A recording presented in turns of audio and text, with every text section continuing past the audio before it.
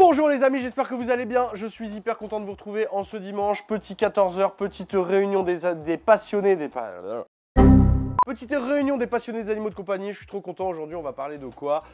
Voilà, après Nemo, tout le monde a voulu des poissons clowns. Ouais, je fais des poissons clowns. Certains en ont, certains en rêvent. Mais en plus, t'es pas obligé de craquer ton budget pour avoir un aquarium d'eau de mer. Tu peux faire des choses méga cheap et c'est ce qu'on va faire aujourd'hui. Et qui dit cheap ne dit pas efficace. Cheap, c'est pas cher, mais c'est pas cheap en qualité. On va faire un super petit bac qui tourne très bien et qui va être hyper adapté pour un couple de poissons clowns. Je vais tout vous raconter. Je pense que vous allez apprécier. C'est parti pour une vidéo sur l'eau de mer, sur ces poissons magnifiques. On va s'amuser tous ensemble et ça commence. Ça commence maintenant.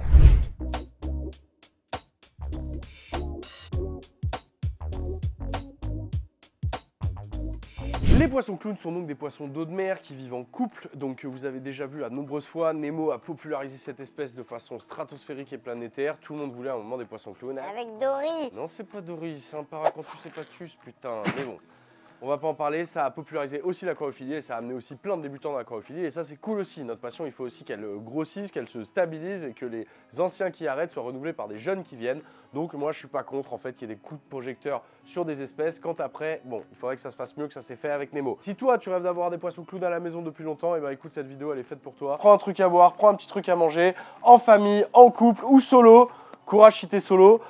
C'est parti, on démarre. Les poissons clowns, il leur faut quand même un volume minimal. C'est pas du tout un poisson que tu vas pouvoir élever dans 20, 30 ou 40 litres. C'est un poisson qui adulte peut faire pour certaines espèces jusqu'à 15 cm quasiment. Il y a beaucoup d'espèces de poissons clowns, mais aujourd'hui on va faire un tuto pour les plus communs, genre Amphiprion ocellaris, Nemo, ou Amphiprion percula, enfin, en tout cas des amphiprions que tu trouves très régulièrement. Commence pas à me parler d'Amphiprion frenatus, des trucs qui deviennent gros comme ça, qui sont prêts à dégommer n'importe quoi. Oublie, c'est ton premier couple de poissons clowns, prends une espèce sympa, née en élevage, c'est important, et qui te plaît au niveau des morphes. Aujourd'hui, il y a toutes les morphes possibles. Le Nemo, entre guillemets, le Ocellaris original, il a été décliné dans toutes les morphes possibles. Tu vas le trouver avec des bandes, sans bandes, avec des taches, sans taches, enfin, il existe tout. Donc, tu te focuses sur une espèce facile à élever, d'élevage, et t'écoutes ce que je te dis. On va faire tout étape par étape, et à la fin, ça va fonctionner. Non, ton aquarium ne va pas tourner au vinaigre et tourner comme ta piscine cet été. Si tu suis mes conseils, ça va bien se passer. Il y aura un minimum d'entretien toutes les semaines, mais quelque chose de vraiment rapide et facile. Et tu vas pouvoir avoir à la maison un petit couple de poissons clowns. C'est pas cool ça? Allez, ça démarre. Parce que ça fait 3 fois que je dis que ça démarre et que toujours pas démarre. On va leur donner environ 100 litres. On va leur donner environ 100 litres pour un couple, 90 minimum, 120, 130 litres, c'est encore mieux. Aujourd'hui, je vous fais mon tuto dans une cuve de 90 litres. C'est une cuve, ça pourrait être n'importe quoi. Ça pourrait être ton ancien aquarium d'eau douce, ça peut être un aquarium que tu as acheté sur le bon coin ou dans une brocante. Boum, on s'en fout d'où il vient. Ce qu'on veut, c'est 100 litres et c'est adapté. Cette cuve, elle est en Starfire, donc elle est en verre clair. C'est vraiment le top, entre guillemets, de ce qui se fait dans les aquariums. Mais tu peux en trouver à tous les budgets. À la base, ça, c'était un pack et j'ai défait le pack pour ne regarder que la cuve et vous faire le tuto. Mais on peut partir d'une cuve nue, c'est parti. Tu te doutes bien, comme c'est de l'eau de mer, il va falloir commencer par mettre de l'eau de mer dedans. Donc l'eau de mer, il y a plusieurs options. Soit tu vas chercher de l'eau dans la mer parce que tu es vraiment un rat et que tu te dis je ne mettrai pas un bal dans du sel synthétique. C'est possible et ça peut marcher. Tu risques d'amener des merdes, c'est sûr, des parasites, des trucs et tout, mais c'est pas impossible. Je vais pas dire non, ne faites surtout pas ça. Beaucoup de gens prélèvent de l'eau de mer pour faire leur changement d'eau et tout sur des bacs marins qui tournent très bien. Donc tu prélèves au bon endroit, tu vas pas me prélever ça dans le port du Guilvinec. Tu essayes d'aller soit un peu à l'écart de la civilisation, enfin tu me prélèves l'eau dans un endroit cool quoi. Deuxième option, parce que tu vis à Clichy-sous-Bois et que ça va être galère d'aller chercher de l'eau de mer, tu vas faire comme que 99% des gens qui font de l'aquariophilie récifale ou marine. Tu vas créer et fabriquer ton eau de mer. Donc évidemment, tu n'achètes pas du sel de table, la baleine là, ça marche pas. Il faut acheter du sel synthétique pour aquarium. Il y a une diversité de sels monstrueuse en offre sur le marché, des sels premier prix qui vont être des sels qui vont très bien marcher par exemple pour des poissons, à des sels beaucoup plus élaborés, beaucoup plus techniques pour pouvoir maintenir des coraux beaucoup plus spécifiques. Nous, ce qu'on veut pour nos poissons clowns, un sel de base, ça suffira. On va travailler aujourd'hui avec du sel de marque allemande qui s'appelle Tropic Marin, qui a très bonne réputation. Tous les produits de cette vidéo que vous voyez m'ont été envoyés par les frérots Récifatome. Récifatome, très gros magasin spécialisé dans l'eau de mer, des coraux d'élevage, des poissons d'élevage. Ils élèvent eux-mêmes leurs coraux et c'est vraiment la folie. Boris d'ailleurs va nous accompagner dans le tuto. Vous allez voir, il va apparaître et tout à des moments pour préciser des petits trucs. Voilà, donc du sel synthétique, ça ressemble à ça. Ça ressemble au même sel. Hop là. Ça ressemble au même sel que tu vas utiliser pour la table, mais c'est du sel qui est utilisé pour les aquariums. 35 grammes à peu près de sel par litre d'eau, c'est ce qu'il va te falloir pour avoir une densité à environ 1023. La densité, on en parlera tout à l'heure, c'est le taux de sel par litre. C'est important quand tu fais de l'aquariophilie d'eau de mer, forcément. Dans l'eau douce, il n'y a pas ça. Dans l'eau de mer, on rajoute ce paramètre de contrôler le taux de sel. En vrai, c'est très facile. Tu vas voir, j'ai un petit instrument à la con, c'est vraiment très facile. 35 grammes de litre, on a dit qu'il y avait 90 litres. On va en mettre moins parce qu'on va commencer par faire la flotte. J'ai envie de vous montrer toutes les étapes. Donc d'habitude, on aurait commencé par mettre le sol et le décor pour après machin. Là, on va commencer par faire la flotte et après, on mettra le reste. Donc pour mettre cette flotte, on va en mettre un petit peu, on va en mettre jusque là. Donc on va dire qu'on va mettre entre 75 et 80 litres.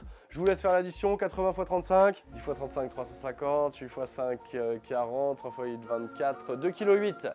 2800, je vérifie, est-ce que c'est ça? Allez là, oula, j'aurais dû faire des chiffres. Donc on a besoin de 2,8 kg de sel, si on pourrait le peser, mais je peux aussi utiliser des dosettes. Il y a certains fabricants qui disent, voilà, là par exemple, une dose entière, c'est pour 10 litres d'eau osmosée. On y vient. Là-dedans, on va pas mettre de l'eau du robinet. Non, il y en a qui le font, mais je vous le déconseille vraiment fortement. Parce que ton eau du robinet, franchement, il y a de grandes chances qu'elle soit pourrie. Il y a de enfin, pas pourrie, mais il y a de grandes chances qu'il y ait des choses à l'intérieur qui vont être direct néfastes pour ton écosystème marin et qui risquent tout de suite de favoriser, par exemple, certaines algues ou certains trucs. Donc moi, ce que je te conseille sincèrement, c'est d'utiliser de l'eau osmosée.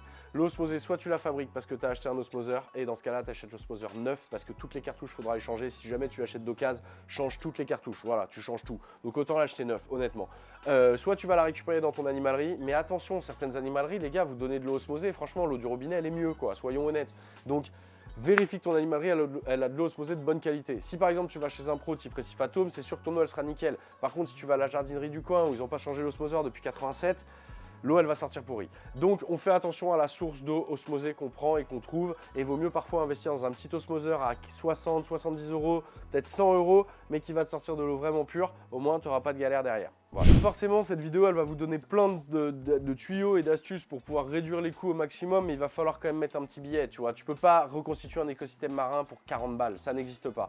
Par contre, t'es pas obligé d'avoir un aquarium de ouf avec la dernière remplède, avec un système de décantation en dessous, pas du tout. On va faire tourner un écosystème marin à la perfection pour, franchement, je pense moins de 300 € en tout, je pense. Donc, sachant que la cuve à la base, bon, tu peux trouver n'importe quoi et en trouver une pour 10 balles, quoi. On continue. L'eau osmosée, moi j'ai un osmoseur de compète, un Aqua Platinum Plus, je l'adore. C'est pas le top du top, mais c'est, on va dire, le meilleur des nuls, tu vois. Voilà, c'est à peu près ça. Après, dans les pros, c'est un truc de fou, t'as des osmoseurs de malade, mais déjà celui-là, il est vraiment cool. Donc, ce que je vais faire, c'est que je vais remplir cette cuve d'eau osmosée, je vais mettre 80 litres d'eau et on va mettre le sel et on va brasser et je vais vous expliquer ce qui va se passer derrière. Donc là, ça arrive de ma citerne d'eau osmosée. Là-bas, vous avez une citerne de 550 litres. Donc je prépare mon eau osmosée par 500 litres. Voilà. Et donc ça arrive direct. J'ai relié à une petite pompe de relevage de cave, tout simplement. Et donc du coup, on va démarrer avec une eau osmosée de bonne qualité. Vous remarquerez qu'il y a un petit tapis noir sous la cuve. C'est pour éviter qu'il y ait des points de force entre le verre et la surface sur laquelle tu vas poser ton aquarium. On recommande toujours d'utiliser des meubles spéciaux pour aquarium, mais vous pouvez custom des meubles, mais faites attention qu'ils aient bien la force de pouvoir soutenir un tel poids.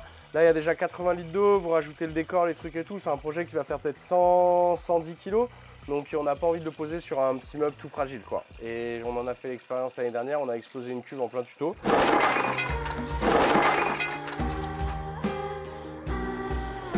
Donc, je sais de quoi je parle, quoi.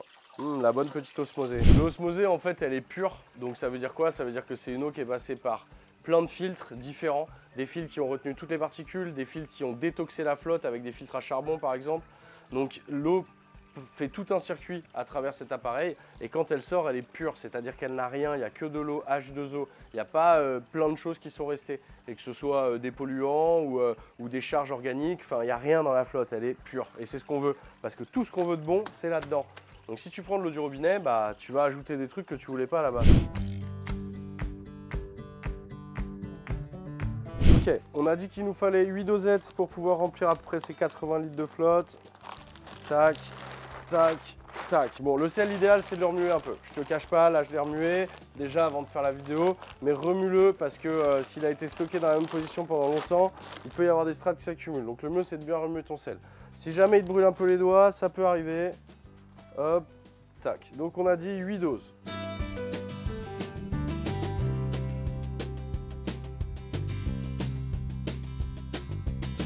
Ton ton sac de sel, tu le refermes toujours bien étanche, sinon il va prendre l'humidité, ton sel va cristalliser, ça deviendra un bloc et tu pourras plus l'utiliser, ou ce sera une galère. Donc referme-le bien à chaque fois. Là, tu vas me dire, mais mon gars, qu'est-ce qui se passe? Est-ce qu'on peut mettre les trucs? Non, maintenant il va falloir dissoudre le sel dans l'eau et pour ça, il va falloir brasser l'eau. Donc soit tu as déjà une pompe de brassage, donc tu l'utilises, soit il va te falloir de toute façon une pompe de brassage pour ce projet, donc tu peux utiliser déjà ta pompe de brassage pour brasser ta flotte. Tu prends n'importe quoi, tu pourrais le brasser à la main, mais mon gars, t'as pas fini, t'es encore là demain matin, donc il vaut mieux prendre une pompe, quoi. La dissolution minimum, c'est 45 minutes. Voilà, même si tu as un sel qui très vite va rendre une eau très cristalline, laisse au moins 45 minutes de façon à ce que tous les éléments soient parfaitement dissous, c'est très important. Moi, pour mélanger vite, même si je vais utiliser le temps réglementaire pour mélanger vite, je vais utiliser cette grosse pompe de relevage de cave. La pompe, elle fait 400 watts, autant dire qu'elle va brasser cette flotte de manière... Regarde ça, je n'ai juste à relever ça, et boum, c'est parti. Et je peux te dire que là, ça va pas faire semblant.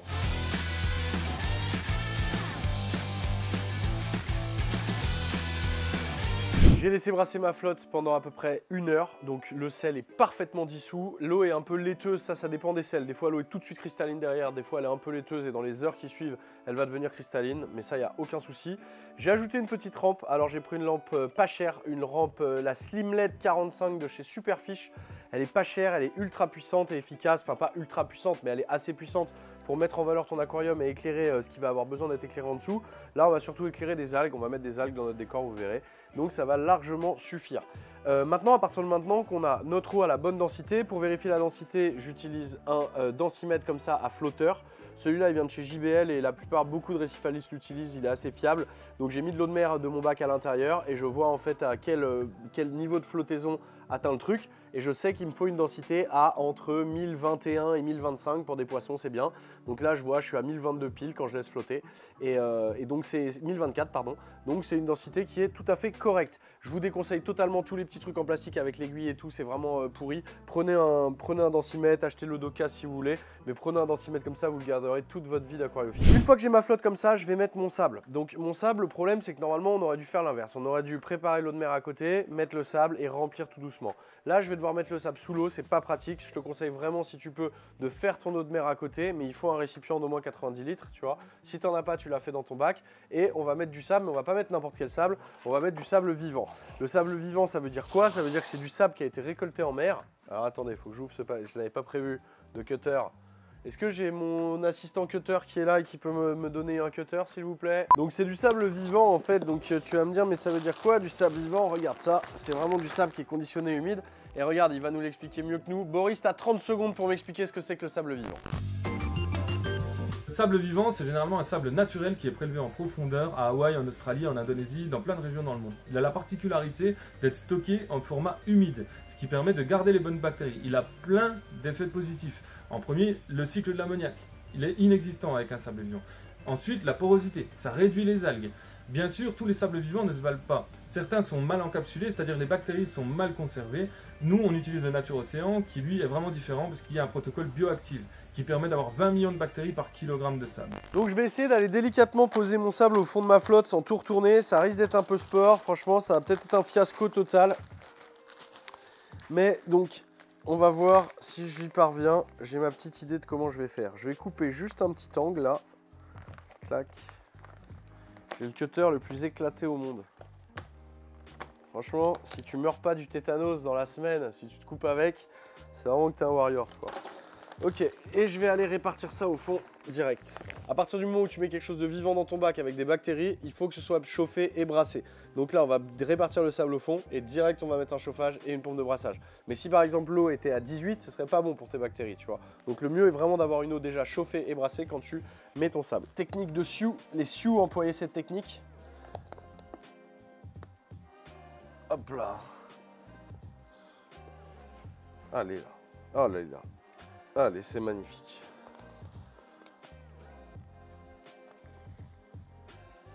Et ça y est, j'ai tout retourné. Yes. Yes, c'est pas grave. Dès qu'on va brasser, dès qu'on va mettre des pierres, en quelques heures, ce sera totalement cristallin, vous allez voir. Surtout avec l'action des bactéries dans le sable.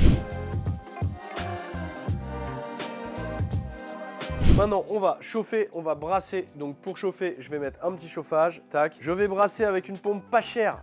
Là, Voyageur Nano de chez Sitche. Je crois qu'elle coûte 30 €, 29 € je crois. Et donc c'est vraiment une petite pompe efficace qui va bien brasser, qui va pas être chère, qui est assez silencieuse. Big up à Claude Hugues de chez Sitche. Voilà. Voilà, petite pompe. Hop, je vais venir la placer ici. L'orienter de façon à ce que ça brasse bien à la surface et que ça oxygène bien et que ça bouge bien l'eau dans tout l'aquarium. Hop, c'est très important. Clac. On va installer là-dessus l'écumeur le moins cher du marché, j'ai envie de dire. C'est Blue Marine qui fait ça. Internal Skimmer 120. Pas besoin de décantation. Tu places ça directement dans ton aquarium. Ça va fonctionner du feu de Dieu. C'est un super petit appareil. Regardez ça. Clac. Hop.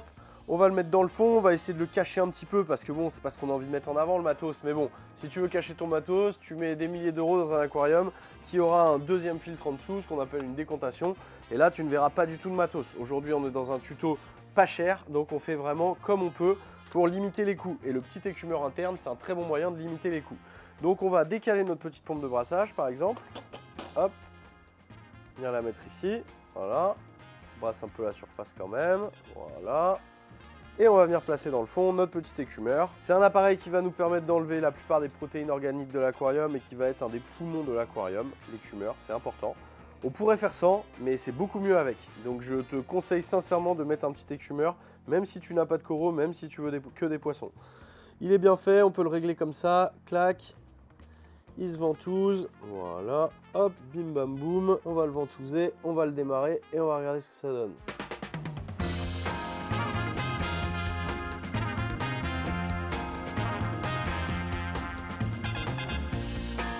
Le but, c'est d'avoir les bulles en bas du cône, voilà, et que vous allez voir au fur et à mesure des heures, quand ils vont écumer des protéines, il va y avoir une mousse qui va monter, qui va déborder dans le godet. Donc si ton écumeur, il balance de l'eau et que le godet se remplit d'eau, c'est pas bon. Tu vois, regarde des tutos sur internet, regarde des vidéos sur comment régler un écumeur, tu vois. Mais en tout cas, je dois dire que celui-là est quand même ultra silencieux, ça fait plaisir. Franchement, c'est pas le cas de tous, et vraiment celui-là est très silencieux. Ok, brassé, écumé et chauffé. Maintenant, qu'est-ce que je vais faire? Je vais rajouter des cailloux qui vont être très importants pour la filtration parce que comme tu le vois, il n'y a pas véritablement de filtre. Il y a de l'eau qui se déplace dans cet élément et qui va aller bousculer ce sable vivant. Il y a cet écumeur qui va m'envoyer les protéines, mais il n'y a pas de réelle filtration. C'est-à-dire que les bactéries, là, elles ont le sable pour se fixer, mais elles n'ont pas un endroit ultra adéquat et c'est ce qu'on va mettre. Parce que ce qu'on veut, c'est qu'il y ait de la bactérie qui épure tout ça, de façon à ce que quand tu nourrisses tes poissons, eh ben, tout ça soit épuré et que ce ne soit pas un truc qui devienne un marais dégueulasse. Donc pour qu'il y ait un équilibre et que ce soit épuré, il nous faut une filtration et on va mettre de la pierre vivante. Non, de la pierre reconstituée, oui, je t'explique tout de suite la différence. En gros, quand tu vas démarrer un aquarium marin, tu as trois options. Soit des pierres mortes, qui sont des pierres totalement mortes et qu'il va falloir cycler, soit des pierres vivantes, soit des pierres reconstituées qui ont déjà été cyclées. Moi, ce que je te conseille, le mieux, c'est clair que c'est la pierre vivante. Sauf qu'on est dans un budget beaucoup trop élevé pour un tuto quand t'as pas de thune. La pierre vivante, ça vaut plusieurs dizaines d'euros le kilo. C'est des anciens squelettes de coraux qui ont été colonisés et prélevés en mer. Et c'est sûr que c'est le top du top pour démarrer un aquarium marin, clairement. L'alternative qui est trop cool aujourd'hui et que je vais vous présenter, c'est des pierres reconstituées qui ont été cyclées et plongées. Enfin, attendez, il va mieux l'expliquer de moi. Boris, t'as 42 secondes pour nous expliquer qu'est-ce que c'est que ces pierres reconstituées et pourquoi c'est une alternative cool quand on a un petit budget. Ces pierres ensemencées sont des roches naturelles fabriquées par la société New Récif en Bretagne.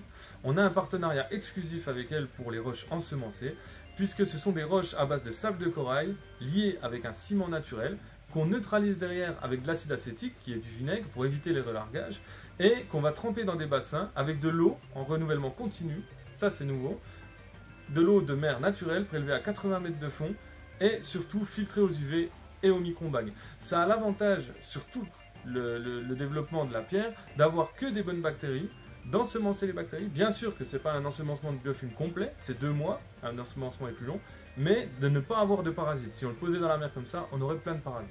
Les pierres vivantes, elles ont toutes les bactéries nécessaires pour pouvoir épurer ton aquarium, c'est pour ça qu'on les appelle vivantes. Elles vont aussi parfois transporter des nuisibles, ça c'est le côté un peu moins cool. Tu peux te retrouver avec des skis, des crabes, des trucs qui vont t'emmerder après dans ton projet aquariophile. La reconstituée, il n'y a pas de risque de nuisibles et niveau bactérien, c'est vraiment très propre, donc je pense que c'est une bonne alternative. Tant qu'elles voyagent humides, il n'y a pas de problème. Elles peuvent rester plusieurs heures hors de l'eau. Si elles restent humides au niveau des bactéries, c'est bon. Donc souvent, quand tu vas recevoir tes pierres, elles vont être emballées dans des sacs plastiques fermés. Je vais déposer mes pierres dedans. Elles vont participer à l'épuration et à l'éclaircissement, j'ai envie de dire, de ma flotte dans les prochaines heures. Et une fois que ce sera clair, on pourra constituer un joli décor. Pour l'instant, je les pose, hop, et je les immerge juste dans mon eau.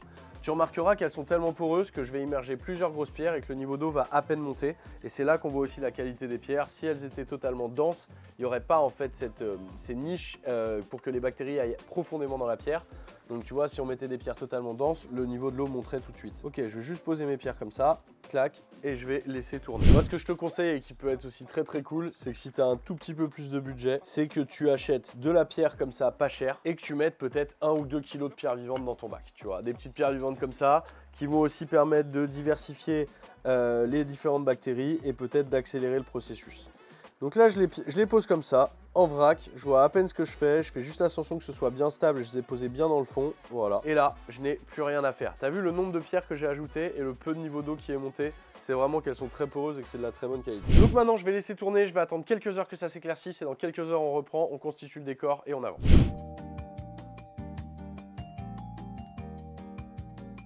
Et les amis, nous revoilà 24 heures après. 24 heures après, je n'ai rien touché. Regardez comme ça, c'est éclairci. L'action du sable vivant, les bactéries, ça a éclairci tout ça, tout nickel. L'eau est cristalline, c'est le bonheur. Maintenant, on va pouvoir repositionner nos roches pour faire un joli petit décor et surtout un décor aéré pour que l'eau circule partout autour. C'est très important. Je t'ai expliqué que les roches étaient le poumon de ta filtration. En fait, ce bac, c'est comme si tu étais dans un filtre, tu vois. Entre le sable et les roches, tout ça, ça va épurer. Mais pour que ça épure, il faut que l'eau circule autour. Donc, évidemment, les roches, on va faire un joli décor. Et en attendant, je vais t'introduire un nouveau petit matériel, je crois que je n'en ai jamais parlé dans Toupette, qui est essentiel quand tu as un aquarium marin. À partir du moment où là, ça y est, il y a de la lumière, il y a de la température, il y a du brassage, et il y a surtout des roches vivantes et du sable vivant, il y a de la vie. Donc comme il y a de la vie, il faut maintenir des paramètres stables. Et le premier paramètre stable à maintenir dans un aquarium marin, c'est la salinité. Et pour maintenir la salinité, je t'explique vite fait. L'eau, elle s'évapore quand tu as un aquarium qui est ouvert. S'il y a un capot, il n'y a pas de problème. Ça ne te concerne pas. Mais si ton aquarium n'a pas de capot, l'eau forcément s'évapore et ton niveau il baisse. Sauf que il n'y a que de l'eau douce qui s'évapore. Le sel, il reste à l'intérieur. Ce qui fait qu'en fait, la concentration de sel, au fur et à mesure de l'évaporation, augmente dans le bac. Et ça, on n'en veut pas. On n'en veut pas parce que tes poissons, ils n'aiment pas les variations de sel. Et si jamais tu décidais de placer quelques coraux par la suite, ils aimeraient encore moins ça. Donc, pour éviter ça, on a un mini appareil que j'adore, qui est vraiment trop cool, qui s'appelle un osmolateur. Osmolateur. Un osmolateur, c'est quoi? C'est une cuve. Ça peut être un bidon, ça peut être une bouteille, ça peut être n'importe quoi, qui va être sous ton aquarium ou à côté de ton aquarium, enfin n'importe où, tu peux le cacher, dans laquelle tu vas avoir une mini pompe et dans cette cuve, il y a de l'eau osmosée pure. C'est pas de l'eau de mer, c'est de l'eau osmosée pure. Parce qu'on a dit que ce qui s'évaporait, c'était de l'eau douce. Donc ce qu'on veut, c'est compenser par de l'eau douce. Et comme ça, on garde la même salinité. Là-dedans, j'ai de l'eau osmosée pure, j'ai une petite pompe. Et ici, j'ai un petit capteur de surface. Alors, il y a des osmolateurs, c'est avec des petits ballons qui flottent, en fait, des flotteurs. Et c'est une action mécanique. Quand le niveau baisse, hop, le ballon envoie de la flotte par une pompe. Ou alors, il y en a avec un petit détecteur à infrarouge qui détecte parfaitement le niveau de la surface tout le temps. Et dès que ça varie un tout petit peu, clac, ça envoie une petite clampée dans l'aquarium. Donc, il faut bien caler son tuyau, évidemment, au-dessus d'une pompe de brassage pour que l'eau douce soit tout de suite mélangée. Et franchement, ça marche nickel. Regarde, démonstration. Si je soulève un peu mon capteur, comme si le niveau avait baissé, mais moi, je vais soulever un peu mon capteur. Je soulève mon capteur comme ça. Il va détecter direct qu'il se passe un problème et que le niveau a baissé. La pompe va s'actionner dans quelques secondes. Et voilà. Et l'eau arrive et il va envoyer de la flotte jusqu'à ce que le niveau soit compensé au même niveau. Donc, si là, je remets mon capteur dans l'eau, hop, vous allez voir, ça va se couper dans quelques secondes. Le temps qu'il réalise et tout, hop, hop, hop, et il s'arrête instantanément. Donc ça marche très bien et ça me permet de ne pas avoir de différence de niveau et surtout la même salinité, c'est très important. Un osmolateur, tu peux les acheter d'occasion, tu peux les trouver sur le bon coin. Il y a plein de types d'osmolateurs, ça doit commencer à 30-40 balles jusqu'à 150 € pour les modèles les plus performants, c'est très important. Donc ici, on a notre petite centrale de matos. Écumeur, on en a parlé. L'écumeur, il va falloir quelques semaines pour qu'il se rôde et qu'il y ait un corps bactérien qui se fasse et qu'il soit efficace. Donc au début, c'est normal s'il phase un peu, s'il crache un petit peu d'eau, un petit peu de truc, les premiers jours, c'est totalement normal. Tu essayes de le régler au mieux. De toute façon, là, par exemple, tu vois, tu as une ligne, ils te disent à quelle hauteur le mettre. Le chauffage installé, le petit osmolateur, la pompe de brassage. On est bon, je refais vite fait le petit décor et on parle des poissons juste derrière parce que ça va être le moment de parler des poissons.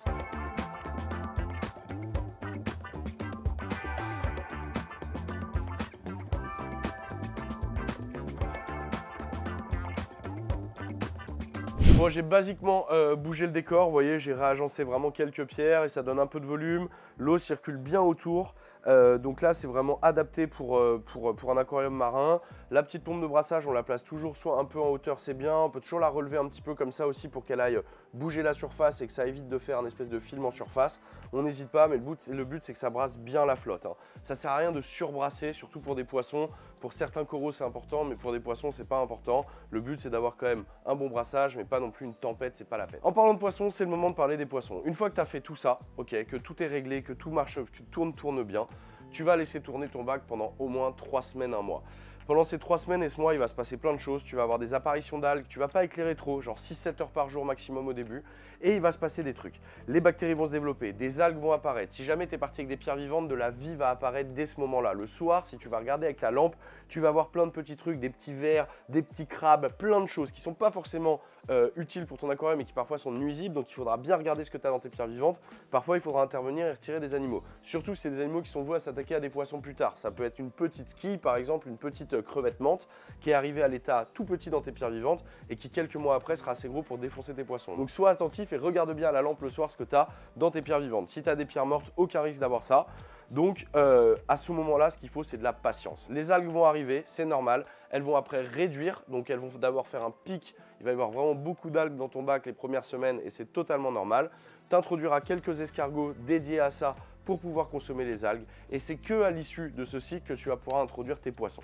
Donc tes poissons, en gros, tu les introduis 1 mois après avoir démarré ton aquarium. Même si tu as du sable vivant, même si tu rajoutes des bactéries, fais-moi confiance. Plus tu vas attendre, plus tu vas être patient pendant cette phase et plus tu mettras tes poissons dans un aquarium qu'on appelle un peu mûr, moins tu auras de risques et mieux ça va se passer. Vraiment là-dessus, fais-moi confiance, je te garantis que ce que je te dis, c'est vraiment important. On disait au début, il y a des tonnes et des tonnes de morphes de poissons clowns. Les poissons clowns, ça s'achète toujours par 2, c'est mieux. Tu prends toujours 2 tailles différentes, c'est encore mieux. Et ils vont s'adapter et changer de sexe en fonction de la taille. C'est-à-dire que si tu prends un petit et un gros, le gros sera femelle quoi qu'il se passe et le petit sera un mâle quoi qu'il se passe. Ils peuvent changer de sexe, c'est possible. Donc si tu prends 2 petits par exemple, ça peut être 2 mâles et ils risquent de se taper. Donc vraiment en prenant un gros, c'est sûr que c'est une femelle et un plus petit, tu es sûr de ne pas avoir de problème. Quand tu vas acheter tes poissons, que ce soit sur internet ou chez un marchand, tu choisis des poissons qui ont l'air en forme, qui sont mobiles. Tu peux demander aux commerçants peut-être les nourrir devant toi, mais la plupart des poissons clowns sont des poissons d'élevage. Aujourd'hui, on maîtrise très bien l'élevage des poissons clowns. Tu peux en acheter des made in France. Il y a Au Cœur du Poisson qui produit des poissons clowns en France et c'est un couple très sympa. On a fait une vidéo chez eux,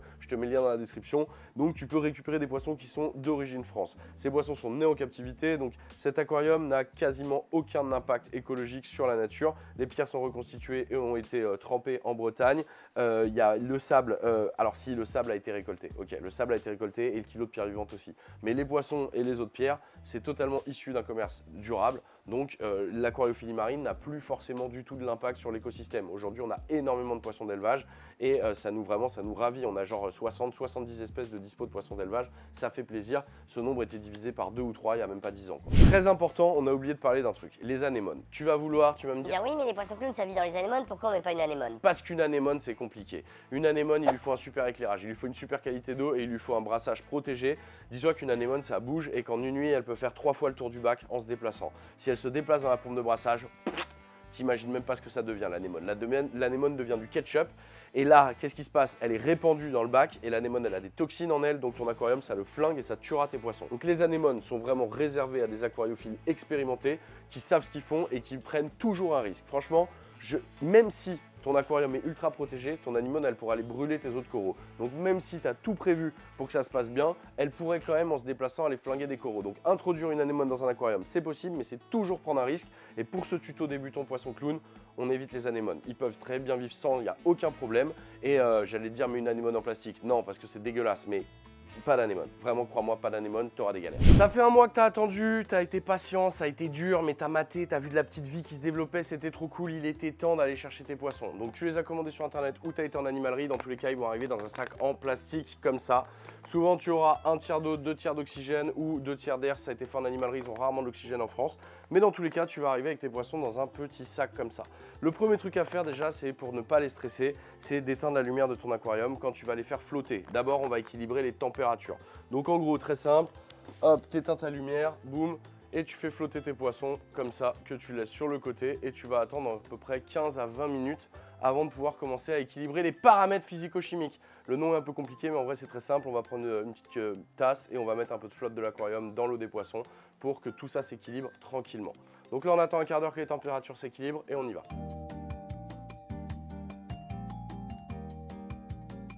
Ok, j'ai choisi pour ce projet un couple d'amphiprions Percula Black. Tu vois, ils sont noirs, ils sont magnifiques, noirs et blancs.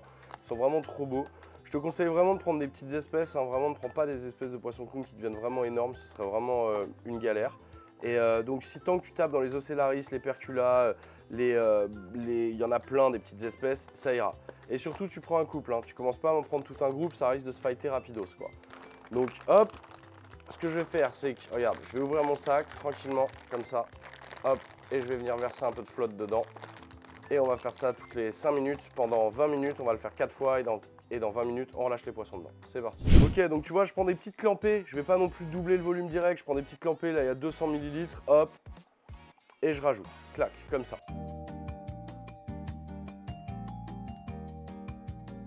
Ça fait 20-25 minutes que tu as attendu, le temps que les températures s'équilibrent, le temps que tu rajoutes de la flotte, il est temps de libérer tes poissons. Pour ça, petite épuisette, ça c'est une petite épuisette, voilà, traînant une toile araignée, que j'ai ramené de Thaïlande, qui est une épuisette qui me prend l'eau avec, donc ça stresse moins les poissons, j'aime bien. Mais tu pourrais prendre n'importe quelle épuisette, le tout est de pas mettre l'eau de l'animalerie dans ton bac. Tu sais pas d'où ça vient, l'eau de la flotte, il y a pu y avoir de la pollution pendant le transport, les trucs, donc l'eau de l'animalerie, on la dégage. On va attraper les poissons délicatement et les verser un par un.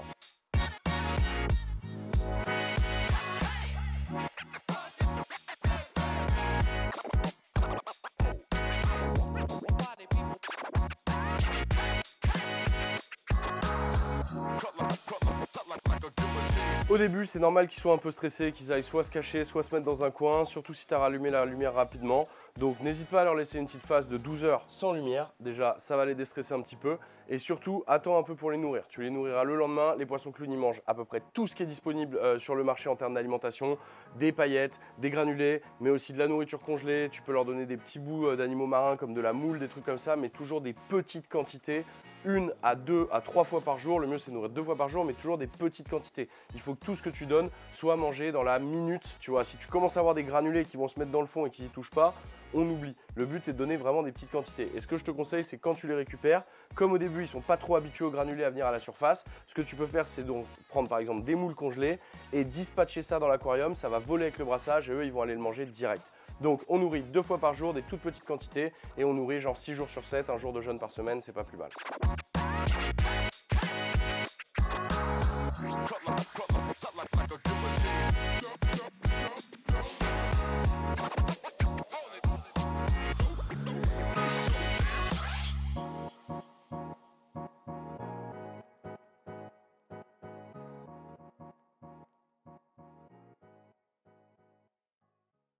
Bon, je vous avais promis un tuto quand t'as pas de thune. Bon, il t'en faut un petit peu, mais tu vois, franchement, on peut faire tout en light et vraiment avec du matos basique et ça marche très très bien. Les poissons, tu peux accueillir des poissons clowns pour tes enfants, pour ta meuf, pour ton mec, pour qui tu veux, pour tes petits cousins, dans de bonnes conditions où ils vont pouvoir s'épanouir, bien vivre. On va pouvoir mettre quelques petits habitants en plus en termes d'invertébrés, des petits escargots, peut-être des tout petits bernard l'ermite. On pourrait rajouter différents types d'algues et ce serait vraiment magnifique. Mais dans tous les cas, on fait les choses avec passion, précision, on prend son temps, on ne fait pas de changement brusque, que ce soit dans n'importe quoi, dans la maintenance, dans les paramètres, dans tout, on y va doucement. Un aquarium marin, il faut du temps pour que ça se mette en place et on ne bouscule pas les choses trop rapides.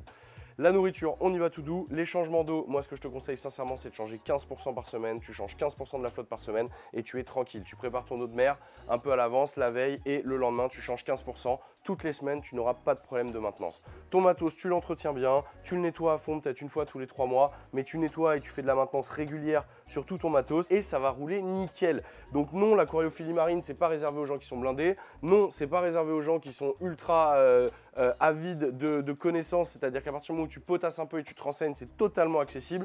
Donc l'aquariophilie marine, ça peut être pour tous. Je remercie énormément mes frérots de Récif Atome, Boris et Mehdi. Merci beaucoup de m'avoir suivi dans le matos. Vous trouverez toutes les références du matos utilisé dans cette vidéo sur leur site. Je vous mets un petit lien dans la description. Ils sont des spécialistes en eau de mer. Ils ont une boutique magnifique. Ils cultivent coraux. Ils reproduisent beaucoup aussi de nouveaux animaux marins. Ils sont à fond dans l'élevage en ce moment. Ils sont vraiment, enfin voilà, allez les suivre, ça vaut carrément le coup. Et si vous avez des questions, n'hésitez pas à leur envoyer. On se retrouve dès dimanche prochain 14 h. Moi, je ne planterai pas le rendez-vous. Je serai là. Donc si toi, tu n'es pas là, attention, ne me plante pas. Le rendez-vous, tu n'as pas mieux à faire. Le dimanche à 14 h, quoi qu'il se passe, tu n'as pas mieux à faire que d'être ici sur cette chaîne et de mater nos vidéos. C'est cool. Cette semaine, on se dit au revoir avec un bisou sur le coude.